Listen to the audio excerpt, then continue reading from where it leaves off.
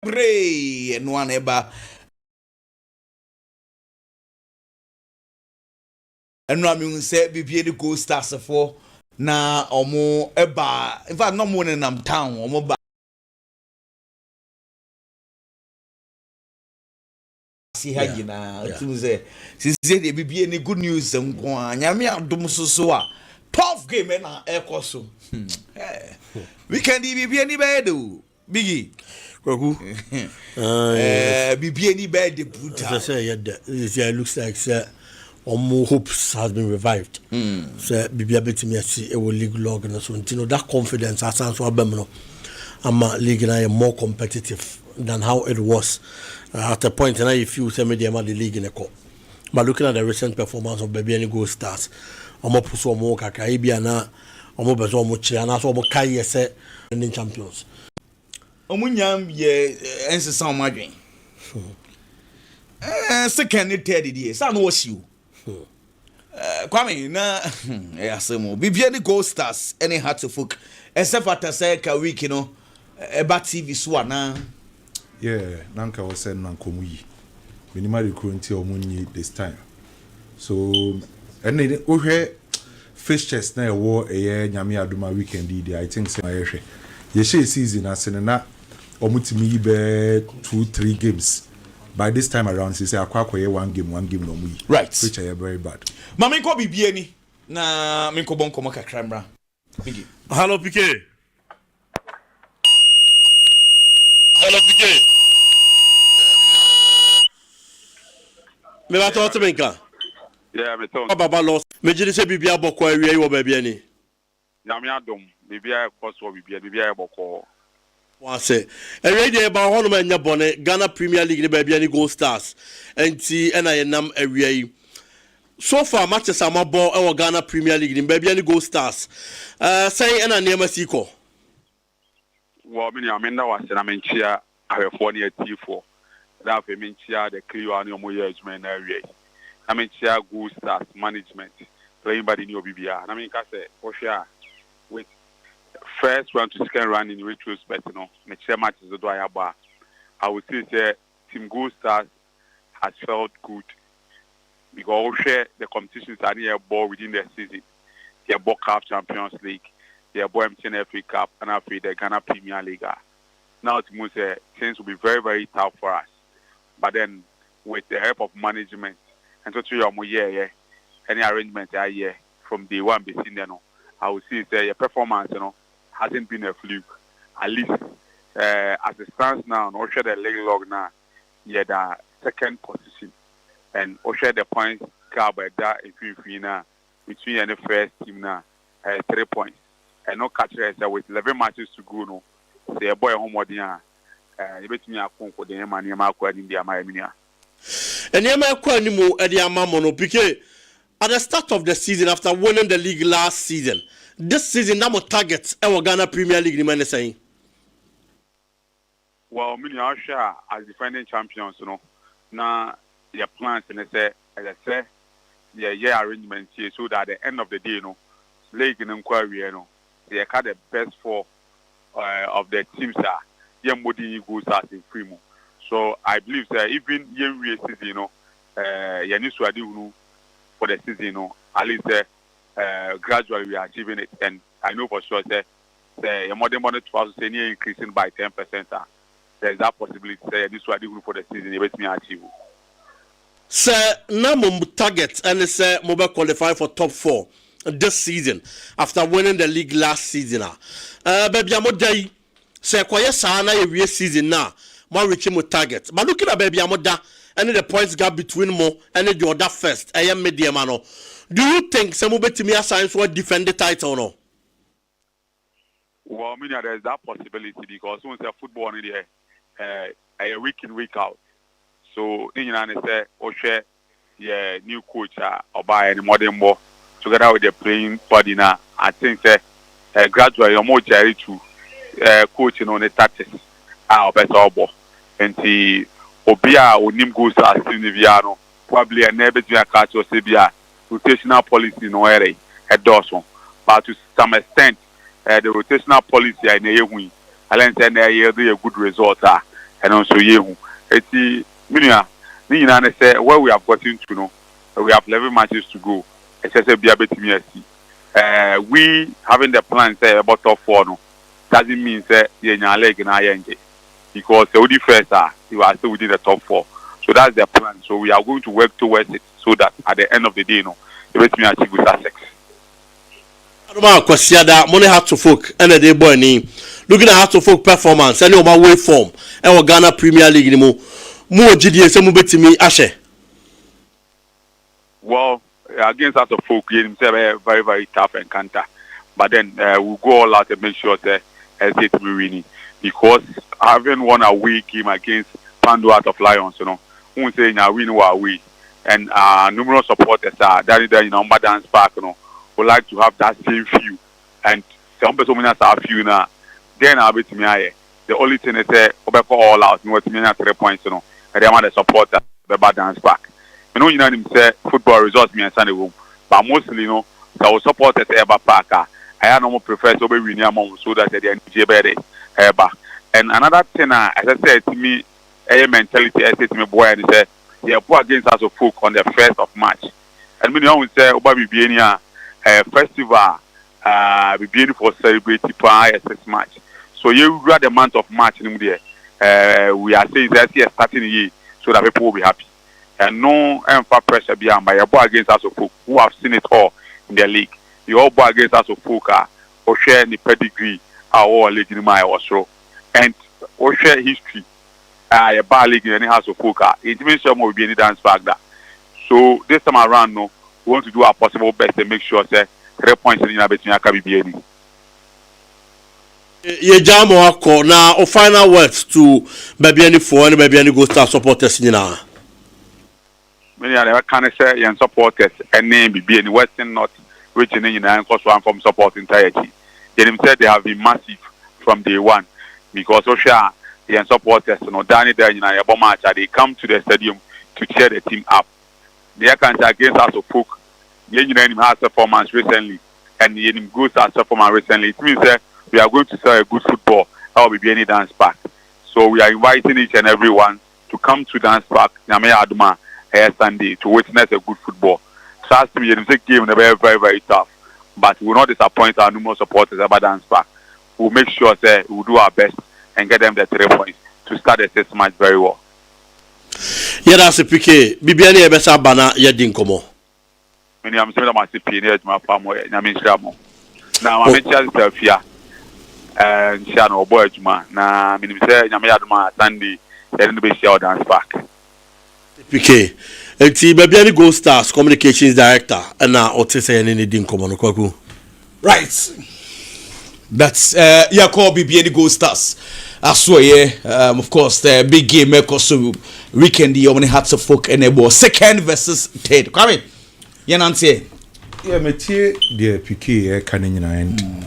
Say we tie the PK can I seem say after say Mediama Echo drop 2 points against Samates. Na Bibiani Goldstars Echo Pando with me akwa share Heart of Lions, you know. Looking at points na akana ama Bibiani Goldstars that believe say ombetimi e defend the league, you know, which a possibility no ewo because o check games aka wo Ghana Premier League, we check points them ne matches do da yenim na bibia betimesi in which metenase de by kwaku FTC e share Ghana Premier League as from 1958 Ghana Premier League edi 68 years no yenya 14 different clubs and etimiaje Ghana Premier League. Now out of 14 different clubs etimiaje Ghana Premier League no ade ba ko a den pa na yese obaji league no ase defend. Enti se we 14 different clubs so metimiaje league o Ghana ha se a few ana age no metimi asa defend. You talk of Asante Kodoko obeka about House of Folk, no waka about as good. I had dance clubs ebetimaji league no metimi defend e wo Ghana ha se. Enye Kotoko ne ha se nkwa na etimiaji league wo Ghana ha se. Clubs ni bebre, Olympics ajibi pen. Brekum Chelsea ajibi pen. Aduana Stars atimi ajibi pen. Hazakes ajibi pen. Dwarfs ajibi pen. Royal Republicans ajibi pen. teams ne doors no metimi agi league ne by as to say obj na o defend ne enye obia ne team yes ade the last club I who say ogi league wa Ghana as a defending was Asante Kodoko omoje to aso miensa since then team bi enu a wetimi agi league wa Ghana wetimi defend yehu as good after Asante Kodoko de no beji bi wentimi and defend ya baba bi hu wa stars then I say ye Legon City so G league wentimi and defend ye nyaduana stars G league wentimi and defend has nankasa beji league nansen and asamwabuadu wentimi and defend Asante Kodoko nansen obeji league with coach Prosperity Ogum wentimi and defend Mediama beji league wentimi and defend Samates beji league wentimi and defend enti ade ba ko wo Ghana ha se ye league ni say ujie defend no eya na enye easy so se Bibiani Goldstars for ehun say ombetima je Ghana Premier League defend ya yes possibility no ho ombetima ye by extremely difficult based on trend na ekoso e Ghana Premier League no currently se wo hwe Ghana Premier League table na Mediama wo 45 points and team friends say Bibiani Goldstars wo 42 points 3 points and separate these two sides 3 points there just a game and separate two clubs no and now check games aka 11 games ayebabo so far so games aka any points aka no 33 points and aka wo Ghana Premier League say I was see itimi fighting hu de obey winner and the points difference near 3 between the first and second na aka 33 points are se Bibiani Goldstars catch me say opese o defending league obetima gi league yes possibility wo sanke koye say ekoye points difference of 8 7 9 ana kameka say ebeye den padia mom by 3 points they separate Bibiani Goldstars then Mediama die possibility ni was ro pay by problem ni the entire season the best home club Ghana Premier League Bibiani Goldstars omo na amasse points kese pa wofie out of 11 games we winning 9 and we draw 2 possible 33 points no na pick 29 only 4 points and went me and pick wofie no single club and I Ghana Premier League what points kese pa wofie say Bibiani Goldstars so it means say Bibiani Goldstars say or person Ghana Premier League or wa regime say the matches aka wofie no betima je points na dodo na say the matches aka no nyame adoma weekend you obo has oni vision bebo ofie oni nations bebo ofie oni samates bebo ofie oni hoho bebo ofie no oni 11 wonders bebo ofie games aka for Bibiani Goldstars ofie no and your match throughout the season no kwaku ombetima pick points na dodo na ofie by baby am suro de ma Bibiani Goldstars no away matches na aka no ahon na misuro kakra de mo say na we matches aka no obekọ Young Apostles our battle for relegation and say team be battle for relegation ahofoma ne ahom ka odi rag games me wosoro enti afa hu say Bibiani Goldstars ade say Young Apostles no Young Apostles say battle for relegation obe try say the home matches no obetima je points do na then again obekọ Karela wa away and Karela for so ye boboko ba ko a omo form no ene ball no omo ball no edne say obekọ the northern part of Ghana so kwa she Karela difficult game for Bibiani Goldstars and obekọ doma against Bibiani Stars ofie then again obesa ko Mediama ofie so Bibiani Goldstars obesa ko Mediama esa ne na kobo Mediama fie and some pokura no akwa kowie wo dreams enti anka ne home matches ne dem ni major problem but we matches ni opponent obesio mo no Mediama owom Young Apostles owom Karela owom Bibiani Stars owom no and the man your difficult kakra for Bibiani Goldstars say obetimi overtake Mediama's bobuku no by it Bibiani Goldstars say opesa o defending the league the first thing I was so ye say I was say or ye consistent with the results me say the last 3 games we winning now Bibiani Goldstars in the last 3 games we winning now team now opesa we win free throw no about 17 games abra no lose ye that's Mediama enti ade ba ko aboa Mediama emfa ho ni Mediama wa drop points bebre no say Mediama drop about 7 points nansen but still at first reason why Mediama air drop points and say on that so that first year say or cause 17 games after say Karela said no be ent mean and say no and no be lusu nations. So the big question here say I can't 11 games of Ghana Premier League. Bibiani Goldstars able to are consistent with Omo results na. Omo ye consistent with results no. I just was say Mediama force so best sleep biem. And my Bibiani Goldstars a defending league no a difficult no because one e was say wo no or results no utimi win would ye. At the same time who hope say Mediama ebe so ebe tiato. And man ye difficult no.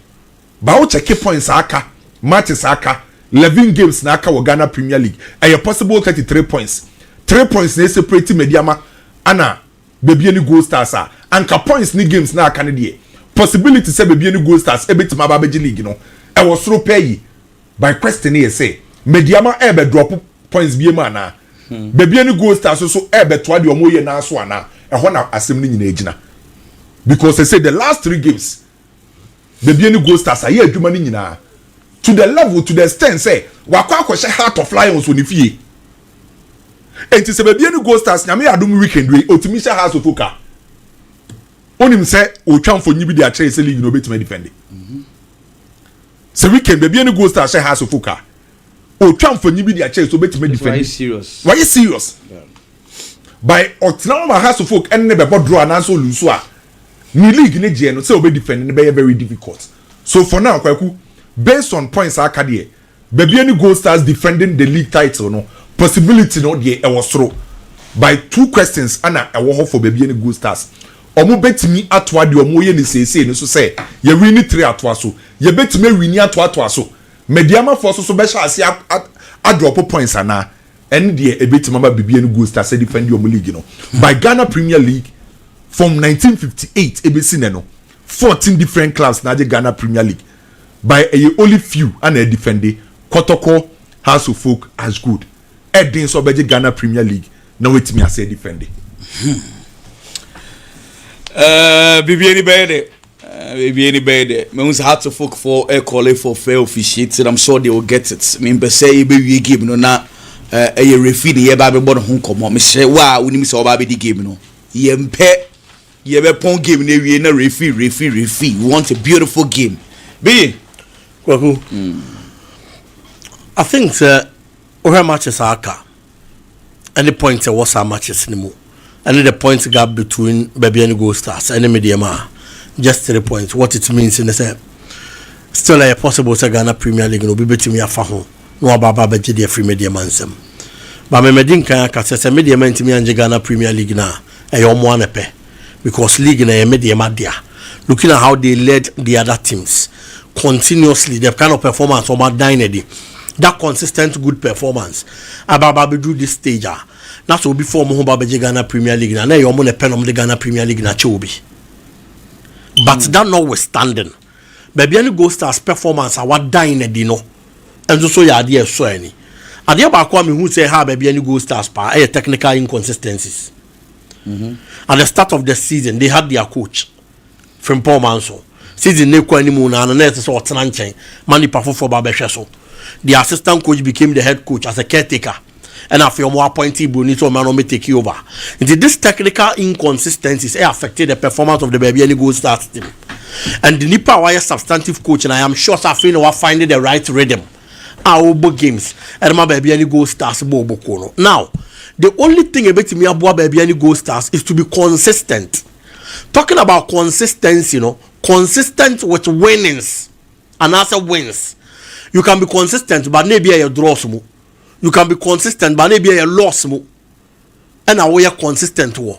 But with wins, and then the Bibiani Goldstars beating me about the Ghana Premier League. I am saying this because Bibiani Goldstars while winning the last matches at Twasono. That is consistency when it comes to wins.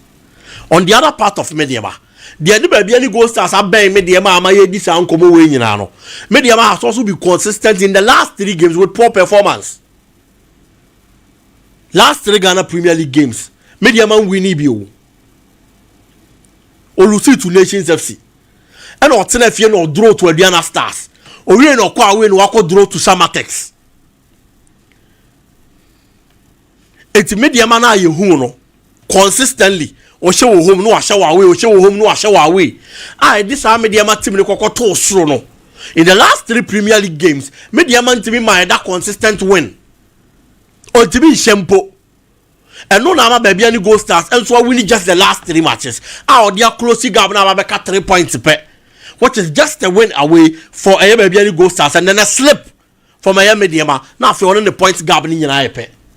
It's all person who Ghana Premier League no baby at the end of no they just have to be consistent with wins omo timi nya saa de no wo games anymore and them betimi akonka de ama baby any Goldstars in terms of quality omo will be monetary wise players ni okay ya sort omo out bibi akokama it is a horror saa na we nyina na okeka bibom titi bi free mo I don't think say that kind of side omo lacking niema yentimi fan Ghana Premier League.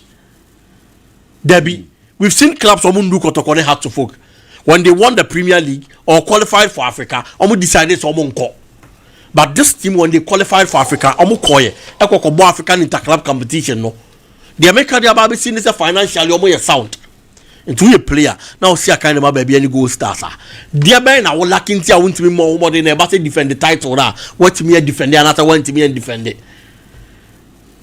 So for me, I think they just have to be consistent with the kind of performance. But that notwithstanding, I feel the league is still for Mediama. Mediama and Yama year and will be better free in some Goku. Interesting. Well, the echo, Medruwa, Nyamiatom, na still no one. Any suggestion I bet me give me the Biafra beyond Timin Kobe Bibiani. Up to now, you nyanya in Siebia, but in terms of arrangement in that one. So more will be Kama Arena. Still no right, had you, but Benedict. And there was